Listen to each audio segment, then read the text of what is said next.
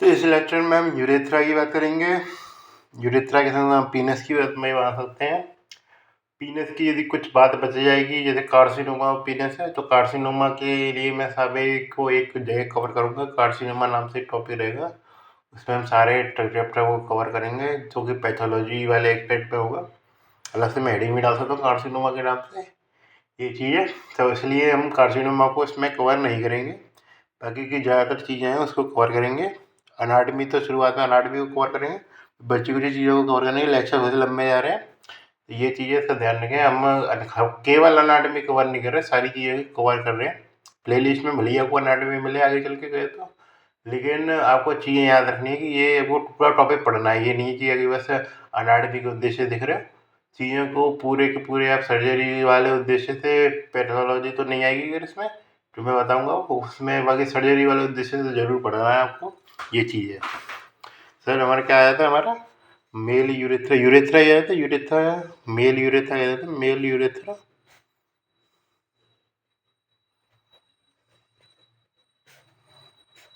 Mail urethra ही पूछता है, कोई फीमेल यूरेथ्रा कोई पूछता नहीं है टॉपिक के नाम पे। तो मेल यूरेथ्रा और क्या था, पेनिस। ये यूरेथ्रा जो होता है उसके पहले बात पता होना चाहिए उसके दो, उसकी लंबाई कितनी होती है। तो जो हमारा मेल यूरेथ्रा होता है, बताया मैंने, उसके 20 सेंटीमीटर लंबाई होती है।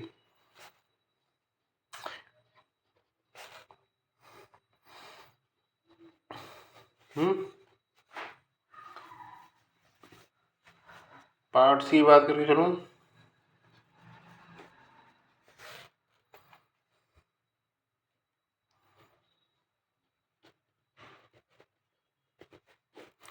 एक पोस्टीरियर होता है, एंटीरियर होता है। पोस्टीरियर पार्ट में आता है हमारा इस तरीके से पोस्टैटिक पार्ट, और क्या आता है हमारा मेम्ब्रेनस पार्ट।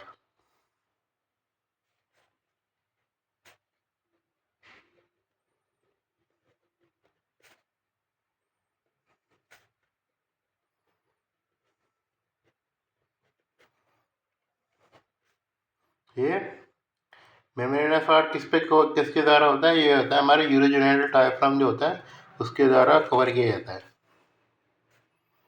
मेम्ब्रेनस पार्ट होता है ना, कवर बाय यूरोजेनिटल डायाफ्राम। तो यूरोजेनिटल डायफ्राम के द्वारा कवर किया जाता है कौन सा, हमारा मेम्ब्रेनस पार्ट, ये कोड। फिर आता है हमारे इस तरीके से एंटीरियर यूरेथ्रा। इंटीरियर यूरेथ्रा के नाम पे, जैसे अब अनाटमी बात करें चले तो ये विश्रांसी के उसमें खाली बस एक ही पार्ट वैसे कर रखा है, स्पॉन्जी पेनाइल पार्ट। बाकी हम पूरे की बात करेंगे सही ढंग से। तो उसमें एक हमारा पार्ट आता है इस तरीके से बल्बर यूरेथ्रा में आता है, बल्बर यूरेथ्रा।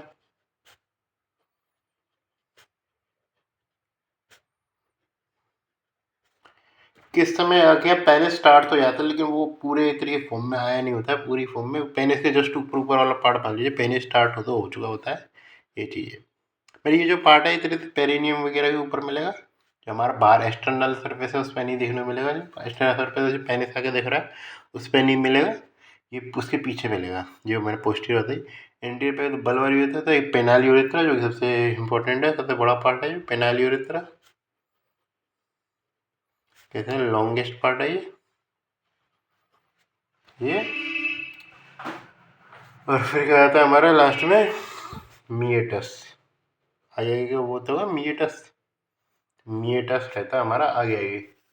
ये प्रोस्टेट पार्ट जो होता है उसमें ये चीज़ ध्यान रखना, प्रोस्टेट पार्ट जो होता है वाइडेस्ट पार्ट होता है, इस तरीके से बहुत ज़्यादा वाइड होता है और मोस्ट डायलेटेड लेवल पार्ट होता है। मेम्ब्रेनस यूरेथ्रा जो होता है एक तरीके से, वो क्या है, एक तरीके से शॉर्ट तो होता है, मतलब शॉर्टेस्ट तो नहीं कह सकते लेकिन शॉर्ट जरूर होता है। और पेनाइल यूरेथ्रा जो होता है वो एक तरीके से लॉन्गेस्ट होता है, और मिएटस तो सबसे नैरोएस्ट हुआ ही ये। तो इस तरीके से ये चीज़ बात करें, प्रोस्थेटिक यूरेथ्रा कैसा है हमारा, वाइडेस्ट पार्ट होता है, ये सबसे ज़्यादा वाइडेस्ट पार्ट। मेम्ब्रेनस यूरेथ्रा का शॉर्ट होता है, और ये कहता है मिएटस होता है नैरोएस्ट होता है, सबसे ज़्यादा छोटा छेद इसका जो वो बाहर आ रहा है, इसमें तो यूरिन बाहर ही निकलेगा हमारा। पेनाइल यूरेथ्रा लॉन्गेस्ट पार्ट होता है। और बल्बर यूरेथ्रा के बारे में ज़्यादा नहीं, ज़्यादा इंजरी वगैरह के केस में याद रखी जाए तो वो ज़्यादातर बल्बर यूरेथ्रा के केस में देखने को मिलती है हमें। ये प्रोस्थेटिक यूरेथ्रा इतना मोटा क्यों होता है, क्योंकि उसके बीच में स्ट्रक्चर रहती है, जैसे कोइटस सेमिनलिस, जिसके कारण क्या है कि वो मोटा रहता है। प्रोस्थेटिक पार्ट में बात करें ना, क्या स्ट्रक्चर रहती है हमारी, क्लोइटस सेमिनलिस।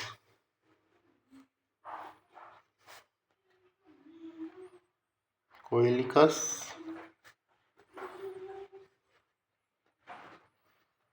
कोइलिकस सेमिनलिस प्रेजेंट होती है, इस प्रकार का रहता है ये तरीके से। ये मान लो ये बल्बर पार्ट बता रहा हूँ, ये इस प्रकार रहता है।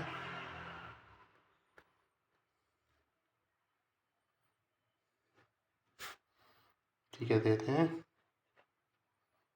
पीछे बता देंगे, कोलिकस सेमिनलिस, ये तो ये था तरीके से प्रोस्थेटिक पार्ट ऑफ यूरेथ्रा।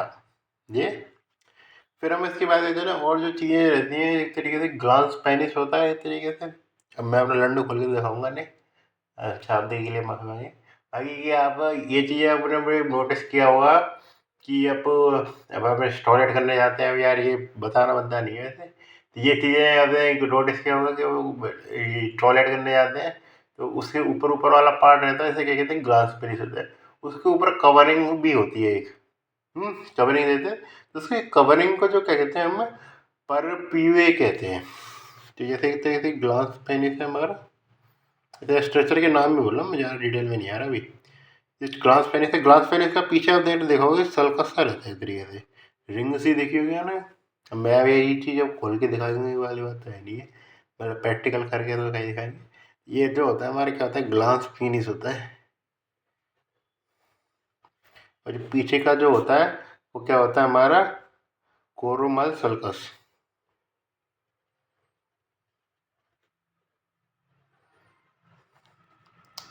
इसको जो कवर करने वाली स्किन जो होती है, स्किन की कवरिंग होती है इसके ऊपर, इस कवर करने वाली स्किन को कहते हैं हम परप्यूए।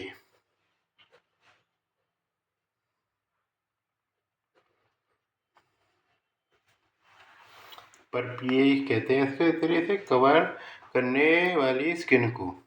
ये प्रोस्टेटिक यूरेथ्रा का बड़ा होने का कारण ये भी पूछ सकते हैं आप एक तरीके से, इसमें जो सेमाइनल वेसिकल वाला सेक्रेशन भी मिलता है, तो इस तरीके से उसमें थोड़ा सा जगह होनी चाहिए इस तरीके से, एक जगह से दूसरी डेट से सेक्रेशन आने के लिए, ये भी हो सकता है वाइड स्पष्ट होने का रीजन। ये मैं रिमाइंड करा रहा हूँ, बाकी वैसे कुछ नहीं ये चीज़। तो इस प्रकार हमारा हो गई नॉर्मल अनाटमी। नॉर्मल अनाटमी में के नाम पे वो थोड़ी बहुत चीज़ें और पूछ सकता है आपसे, वो आपको पता होनी चाहिए। वो पूछ सकता है ज़्यादातर कि इस तरीके से इनमें जो ऊपर का जो होते हैं शेप वो कैसी होती है, वो पूछ सकता है इसके बारे में। तो जो प्रोस्थेटिक पार्ट जो होता है इस तरीके से, उसकी जो शेप होती है वो रहती है हमारे हॉर्स शू शेप। मैं बताता हूँ किसका होता है हमारा हॉर्स शू शेप, उसकी इसकी शेप किसकी, हमारे प्रोस्थेटिक यूरेथ्रा की। मेम्ब्रेनस वाली यूरेथ्रा की कैसी रहती है हमारी, स्टार शेप रहती है।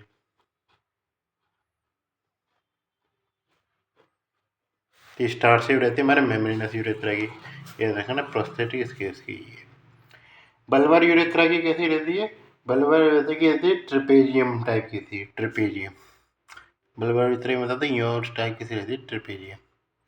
ये और पेनाइल यूरेथ्रा की बात करें जाए तो वो रहती है हॉरिजॉन्टल स्लिट, कहते हैं हॉरिजॉन्टल स्लिट। कैसी रहती है, यूँ क्यों हॉरिजॉन्टल। और मिएटस की कैसी रहती है हमारी, वर्टिकल स्लिट। वर्टिकल स्लिट की यूँ रहती है। ये कोई नैरोएस्ट पार्ट है हमारा मिएटस है। इस तरीके से इस प्रकार रहती है हमारी, क्या कहते हैं, शेप जो होती है। ये पूछ सकता है एक तरीके से, अच्छा खासा मेंशन कर रखा है वैष्णव सिंगर में, इसलिए मैं बता रहा हूँ इसको। ये अखियत में डायग्राम बनाने को दिया जाता था हमेशा पुराने टाइम पे, जब हम डीएच में बैठा करते थे। यहाँ यही क्वेश्चन आया करता था, इसमें से आया करता था, तो ज़्यादा कुछ खास इतना है नहीं है। थोड़ा सा ये अनाटमी के साथ मैं सर्जिकल और वो वगैरह और एक्सपर्ट भी एक्सप्लेन करूँगा, इसलिए थोड़ा सा लंबा लेक्चर जा रहा है। वैसे तो उसमें कुछ बताने लायक है नहीं, मैं लेक्चर लेता भी नहीं थी, मैं सर्जरी को एक्सप्लेन नहीं कर रहा होता, कुछ सर्जिकल एक्सपर्ट या और जो हमारे डिजीज वाले एक्सपर्ट का उसको एक्सप्लेन नहीं कर रहा होता। तो ये चीज़ पता होनी चाहिए, शेप वगैरह कैसी रहती है, ये चीज़ जानने का, पार्ट्स के नाम जानने का अनाटमी के नाम पे, तो यही है। फिर हम आते हैं मेन जो हमारा पॉइंट ऑफ व्यू कि हमने ये चीज़ जान ली, इसका उपयोग क्या है। उसके लिए हम थोड़े बहुत डिजीज़ के बारे में बातचीत करेंगे, जिसमें सबसे इम्पोर्टेंट क्वेश्चन जो बार बार पूछा गया है अनाटमी में भी, ये चीज़ नहीं है एनाटॉमी में भी पूछा गया है, एनाटॉमी क्लिनिकल के नाम पे, जिसका नाम है हाइपोस्पेडियस।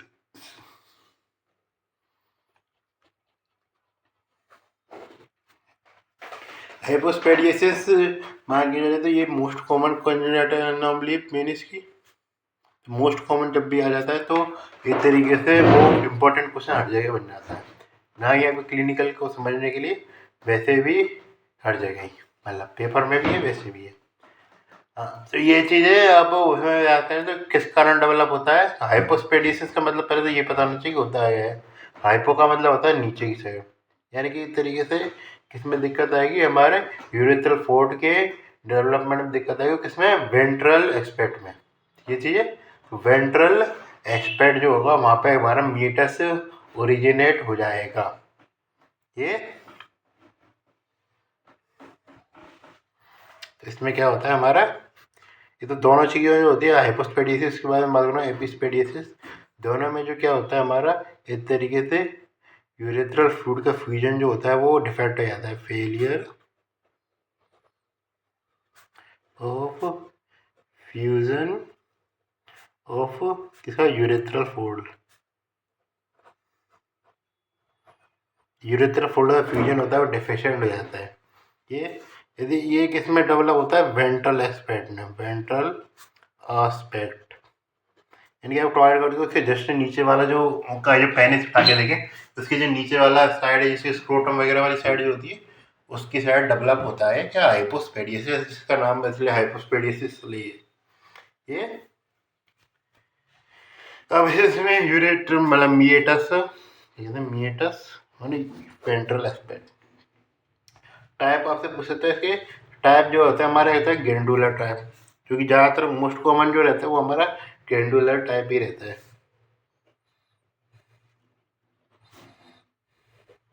हाँ, ये बात कभी बात करते हैं ना कि एक तरीके से एबनॉर्मल ओपनिंग को सबको हाइपोस्पेडियसिस कहते हैं। यदि एबनॉर्मल ओपनिंग ऊपर है तो उसे हाइपोस्पेडियसिस नहीं करेंगे, उसे एपिस्पेडियसिस करेंगे।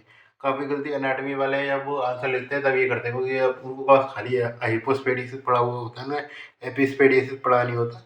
ये चीज़ तो ये गलती मत करना कह रहा हूँ मैं ये। तो इसलिए ये चीज़ तो ये जो वेंट्रल एस्पेक्ट है उस पर एक तरीके से एक्सटर्नल यूरिथ्रल स्पिंटर जो होता है वो एक्सटर्नल यूरिथ्रल जो ऑरिफिस है वो डेवलप हो जाता है। ये जैसे कहते हैं ग्रैंडुलर टाइप जो होता है, उसके अलावा क्या कहते हैं कोरोनल जो होता है, जैसे ग्रैंडुलर में क्या होता है ग्लास पेनिस भी डेवलप होगा। उसके अलावा क्या कहते हैं कोरोनल, जो मैंने बताया था इसका बताने का उद्देश्य ये था, कोरोनल ये। उसके बाद पीछे क्या कहते हैं पेनाइल हो सकता है, पेनाइल। और उसके अलावा क्या हो सकता है, उसके और पीछे चले जाए तो पेरिनियल तक पहुँच सकता है मामला, पेरिनियल। ये टाइप वगैरह होते हैं हमारे, perineal, proximal perineal, mid shaft, distal penis वगैरह। ये चीज़ें जो एंटीरियर वाले मोस्ट कॉमन रहते हैं हमारे, एक तरीके से ग्रैंडुलर और कोरोनल ये मोस्ट कॉमन रहते हैं। ज़्यादातर एंटीरियर साइड में है, जहाँ जहाँ नॉर्मल रहता है वहीं पे इतनी डिफेक्ट होने की संभावना है। ये चीज़ें, ये चीज़ें जो होते हैं एंटीरियर वाला जो पार्ट होता है उस पर यदि कुछ भी हुआ है ऐसा सिस्टम, तो कोई दिक्कत आएगी क्या आदमी को, कि सिंपल सी बात है वो सीधा जाने की जगह हमारे नीचे की जा रहा था, तो क्या होता है इसमें ओनली कहते हैं एब नॉर्मल स्ट्रीम जो होती है वो देखने में मिलती है। जो यूरिन तब यूँ फ्लो में जाना चाहिए था वो यूँ सीधे जा रहा है। बाकी दिक्कत तो है नहीं ना यूरिन में और कुछ प्रक्रिया में, और कोई क्रिया में दिक्कत तो है नहीं, तो इसलिए इस केस में क्या है ट्रीटमेंट जो होता है वो ज़्यादातर नहीं दिया जाता है, ऐसे छोड़ दिया जाता है। यदि पीछे वाली साइड है, पीछे वाली साइड में जैसे अपने सेक्स कर रहे हैं तो कभी कभार जो होता है वो कब क्या देते हैं अंडा डाल देंगे, तो उसमें क्या होता है कि वो जब शरीर सीधा जाएगा आपका जो क्या कहते हैं ग्लास पहले से यदि वो ऐसे सीमन सीधा जाएगा वेजाइना में, तभी तो सिंपल सी बात है आप फटता है आप बाप बन पाएंगे। तो ये चीज़ें तो ऐसे ही मानिए चले वो मीटा सी पीछे की साइड है, तो इस तरीके से फिर तो सबरा तो बाल आपका जो है वो इस तरीके से बीज है वो इस तरीके से भारी रह जाएगा, अंदर तो जाएगा नहीं। तो इस तरीके से जो पोस्टीरियर वाले साइड जो होता है उसमें क्या हो सकता है रिस्क, खाली बस यूरिनेशन का नहीं है, इस तरीके से इनफर्टिलिटी जो होती है वो भी डेवलप हो सकती है। ये इसमें क्या, जैसे मैं पोस्टीरियर टाइप में बता रहा हूँ, जैसे पेनाइल जो होता है पेनाइल वाला मिड स्टाफ्ट भी कहते हैं, फिनाइल में आते हैं कैन डेवलप इनफर्टिलिटी डेवलप होता है। इनफर्टिलिटी का कोई क्राइटेरिया नहीं कि खाली बस उसका निकल नहीं रहा है इसमें, जैसे काफ़ी वाले मान लेते हैं कि कर नहीं पा रहा है, खड़ा नहीं हो रहा है, उसके इनफर्टिलिटी मान लेते हैं। ऐसा कुछ नहीं है। इनफर्टिलिटी के बहुत सारे कारण हो सकते हैं, सारे कारण को हम इनफर्टिलिटी में कन्वर्ट होते हैं। कोई भी थोड़े बहुत लेवल पे भी इनफर्टिलिटी किसी भी पूरी एकदम जो सिस्टम जो चलता है सेक्स का, उसमें एक तरीके से दिक्कत क्रिएट कर रहा है, तो वो सारे हम इनफर्टिलिटी में ही कंसीडर करते हैं जी। तो इस तरीके से क्या होता है, हमारा इनफर्टिलिटी डेवलप हो जाती है, कैन डेवलप इनफर्टिलिटी के। और फिर बात आ जाए ट्रीटमेंट क्या होता है। ट्रीटमेंट जो होता है वही तरीके से 18 मंथ के पहले किया जाता है, यदि मतलब उसमें वही सिस्टम हो। और कहते हैं स्टेप ऑफ हाइपोस्पेडिसिस रिपेयर, इसके बारे में पूछ सकता है, एकदम क्रम से आपको याद रखनी है स्टेप्स।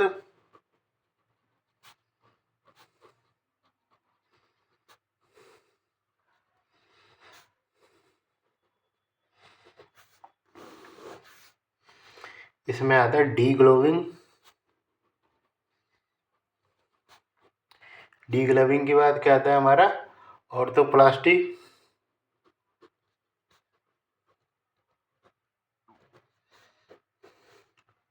यूरेथ्रोप्लास्टी।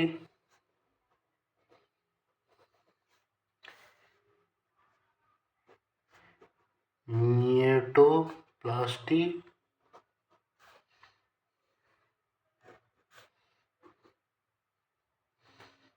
ग्रेनुलोप्लास्टी।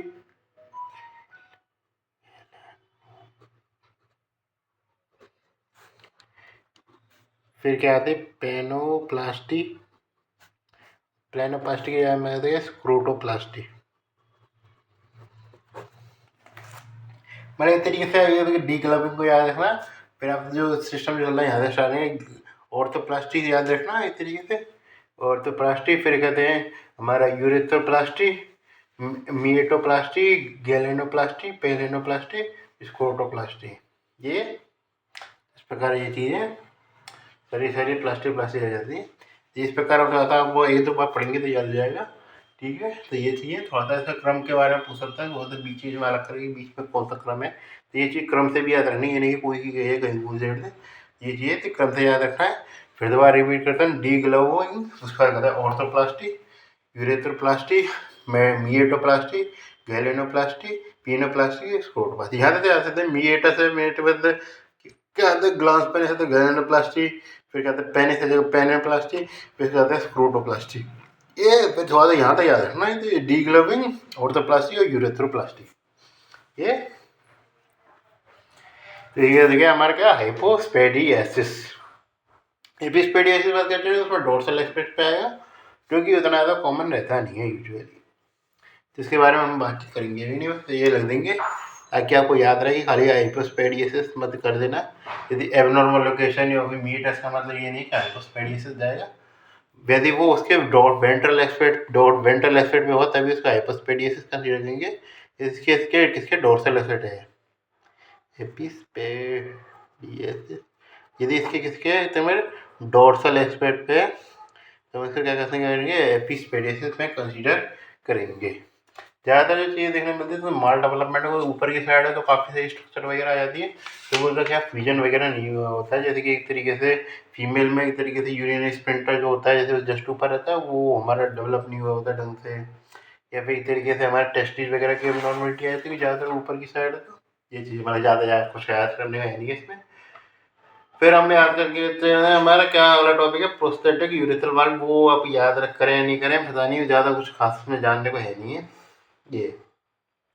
बस ये कि उसमें क्या कि एक स्पिंटर सा बन जाता है एक तरीके से यूरेथ्रम के ऊपर, जिसके कारण क्या होता है हमारा जो एक तरीके से जो पैप बंद नहीं होता, मतलब एक तरीके से जो यूरिन है वो एक तरीके से पास आउट नहीं होगा एक तरीके से, इस तरीके से जो स्पिंटर बन गया उसकी वजह से पास आउट हो नहीं रहा। तो इस तरीके से क्या है हमारा एक तरीके से जो यूरिन है पास आउट नहीं हो रहा, एक एब्डोमिनल मास बन जाएगा। ये चीज़ है, ज़्यादा कुछ खास में याद रखना है नहीं है।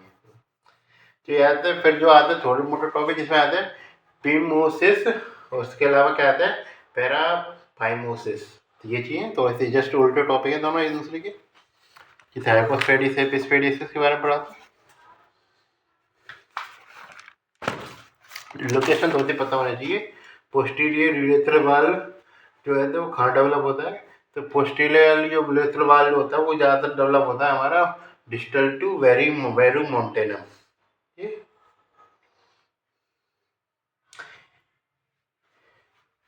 ठीक है, तो इसमें ज़्यादा जानने की जरूरत नहीं।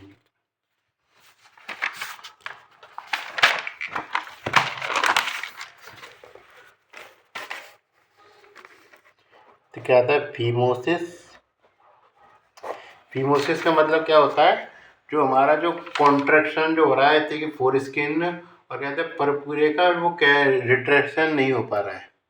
कॉन्ट्रैक्टेड जो होती है, कॉन्ट्रैक्टेड तो होती है, उसका जो रिट्रैक्शन वगैरह होता है इस तरीके से, हालांकि तेरे जो ऊपर से खींचते तो है, तो ज़्यादातर बच्चों की में थोड़ा सा मुश्किल रहता है, मेरे बड़े तो आसानी से खींच लेते हैं। तो ये चीज़ें थोड़ा सा ये खींचने वाला जो काम है इस तरीके से नहीं हो पाता। तो ये चीज़ें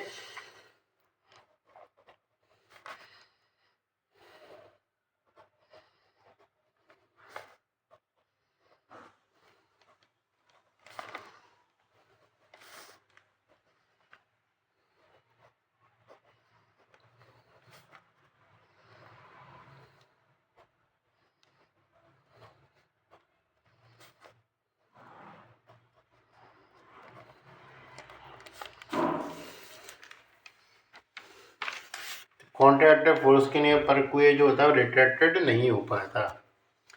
क्या मोस्ट कॉमन क्या क्या होता है इसके, क्रॉनिक इन्फेक्शन जो होता है इस तरीके से, poor hygiene chronic infection. Most common cause क्या रहता है, क्रॉनिक इन्फेक्शन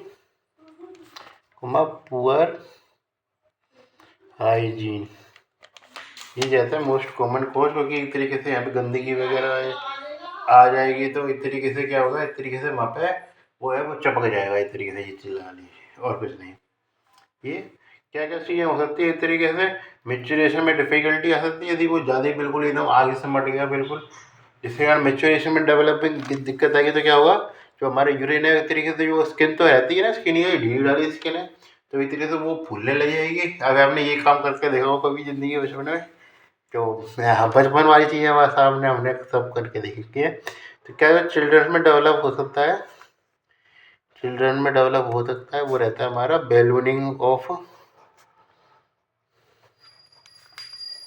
क्या कहते हैं, पर कुए। चिल्ड्रन में, एडल्ट में क्या हो सकता है, डिफिकल्टी हो सकती है, इंटरकोर्स डिफिकल्टी, इंटरकोर्स डिफिकल्ट को ग्लास वाले घुसाते हैं हम, पर कुए थोड़ा घुसाते हैं, ये चाहिए। तो इस तरीके से इंटर कोर्स डिफिकल्टी, इंटरकोर्स में डिफिकल्टी डेवलप हो सकती है।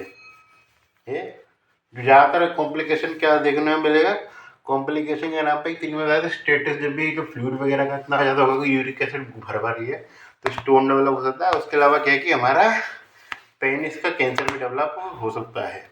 ये फिर हम आते हैं अगले टॉपिक पे, ट्रीटमेंट कैसे करेंगे, स्टीरॉयडल क्रीम लगाते करेंगे या फिर हाइलोरोनिडेज वगैरह के इंजेक्शन के इंजेक्शन होते हैं इस तरीके से, वो इस तरीके से डिजोल्व कर देते हैं उसकी लेयर को, जिसके कारण क्या है कि आसानी से पीछे हो जाता है सिस्टम। ये ज़्यादा चिल्ड्रन में देखने को मिलता है, तो इसलिए उतना ज़्यादा मतलब हाँ ये सर्जरी वगैरह करना आसान रहता है, कोई रिकवरी अच्छी आती होती है स्पीड से। ज़्यादा क्या होता है, जैसे RX में लिख भी दो तो क्या होता है हमारा स्टीरॉयडल क्रीम। ये फिर आते हैं हमारा पैराफाइमोसिस। पैराफाइमोसिस में क्या होता है, इसका जस्ट होता है, मतलब कि मैंने रिट्रैक्टेड तो कर ली, लेकिन क्या है कि वो आगे जा नहीं रही।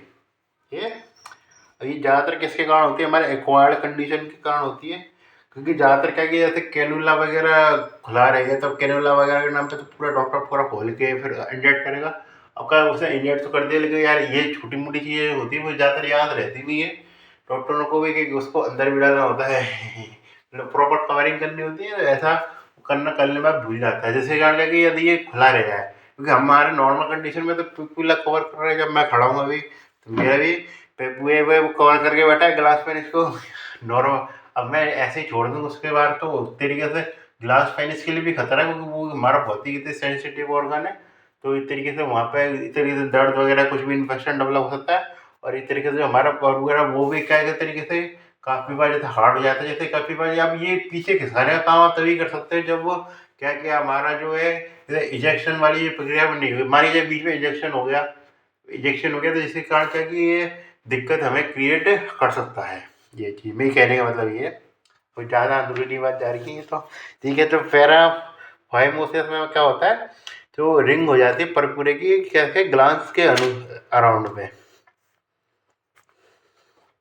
कहते हैं एक्वायर्ड होती है, ऐसे एडल्ट में मिलेगी। क्योंकि मैंने बताया ज़्यादातर आप सोच के देखिए, आप अपना भी करके देखा होगा, मैंने थोड़ा याद होगा। तो अब ये बात कही जाए तो पिछली बार कोई परकुए से ग्लास पहने थे तो परकुए को निकालने में क्या कहते हैं रिट्रेटेड करने में ज़्यादा दिक्कत आती थी बचपन में। बाद में बड़े होते गए तो आसान होता चला गया। ये चीज़ ऐसे है, तो ये चीज़ है तो ज़्यादातर एक्वायर्ड कंडीशन होती है, किसके कारण होती है, रिंग डेवलप हो जाती है परकुए की अराउंड किसके ग्लास पेनिस रिंग।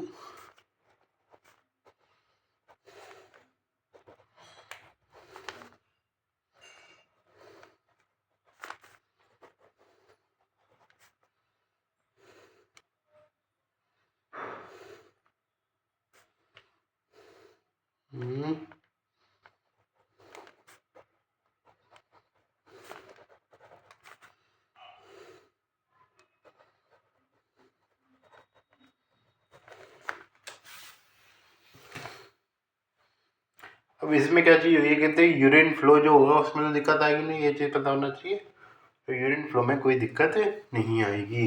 लेकिन क्या कि अब ऐसा ही पड़ा हुआ है तो इस तरीके से क्या डेवलप हो सकता है, गैंग्रीन हुआ वो डेवलप हो सकता है सीवियर केस में। उसके अलावा एडिमा हुआ और जो चीज़ें होती हैं वो डेवलप हो सकती हैं।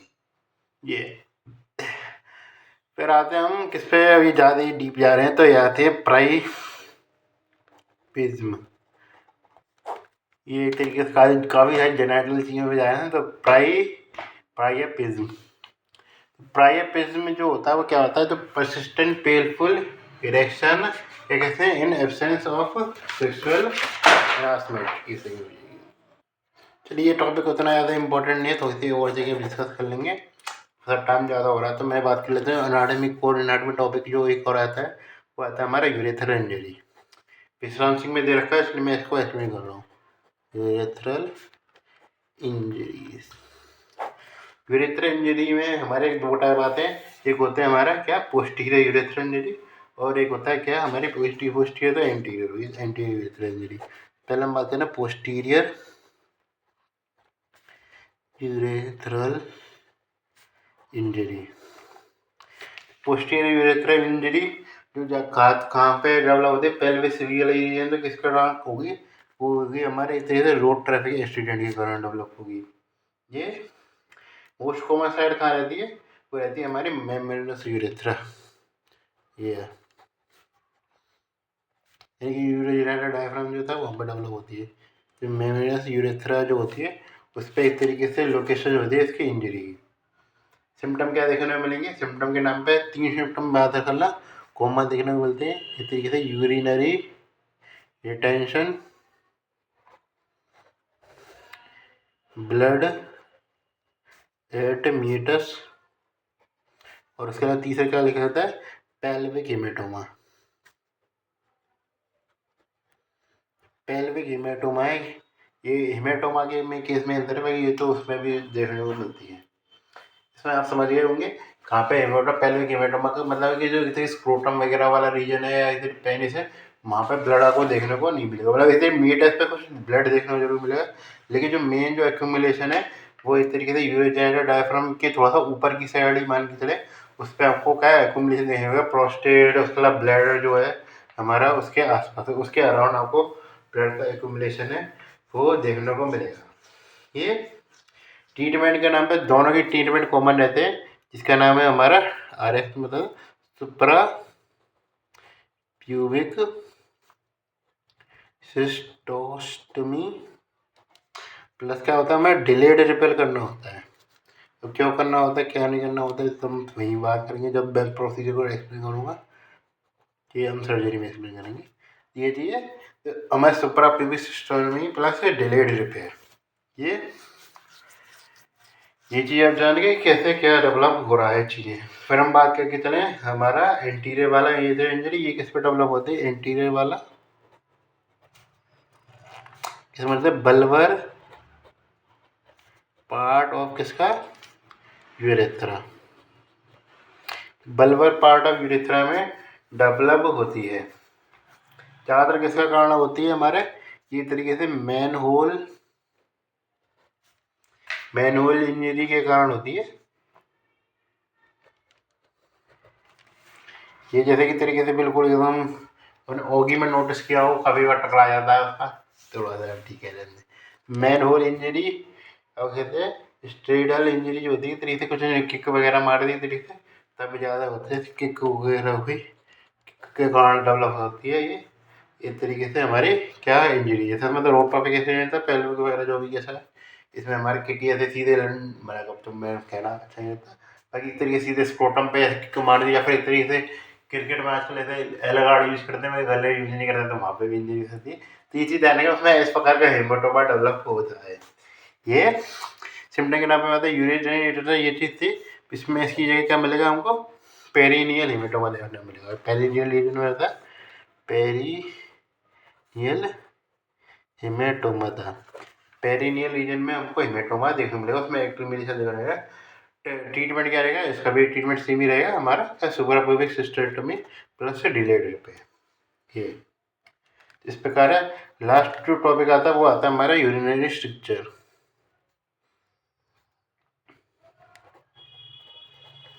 तो यूरिनरी स्ट्रक्चर जो होता है वो क्या है? इसका मेन कॉज क्या होता है? मोस्ट कॉमन कॉज ध्यान रखना, कॉज होता है ट्रॉमा।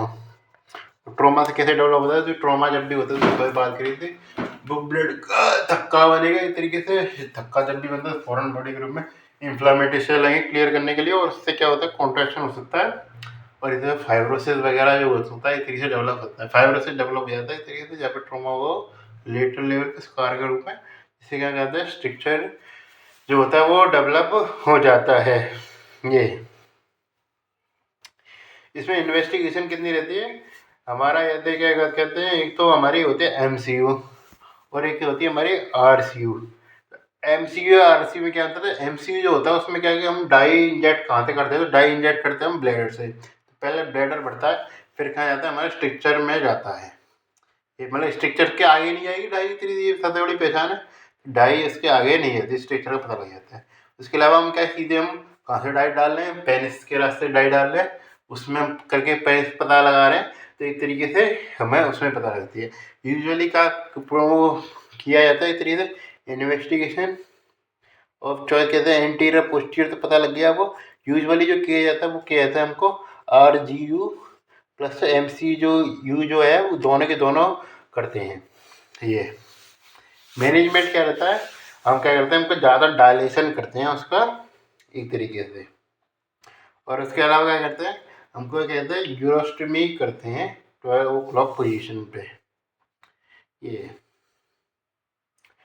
इस प्रकार हमारा जो होती है एक तरीके से ये टॉपिक है वो ख़त्म हुआ, और जो टॉपिक है एक तरीके से हम कार्सिनोमा के संग एक्सप्लेन कर देंगे।